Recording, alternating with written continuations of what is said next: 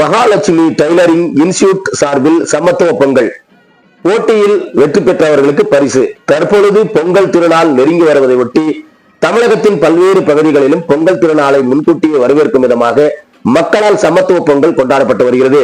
அந்த வகையில் கிருஷ்ணகிரி மாவட்டம் ஓசூர் காமராஜ் நகர் மகாலட்சுமி டைலரிங் இன்ஸ்டிடியூட் சார்பில் சமத்துவ பொங்கல் கொண்டாடப்பட்டது.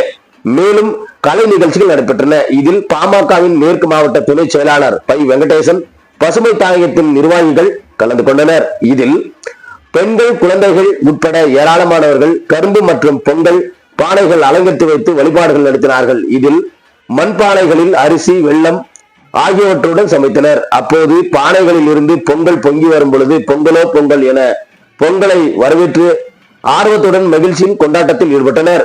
தொடர்ந்து பள்ளி மாணவ மாணவியரின் கலை நிகழ்ச்சிகள் நடைபெற்றன. மாணவர்களுக்கு, குழந்தைகளுக்கு, பொதுமக்களுக்கும் தனித்தனியாக இசை, நாற்காலி, லெமன் ஸ்பூன் உள்ளிட்ட பல்வேறு விளையாட்டு போட்டிகள் நடைபெற்றன.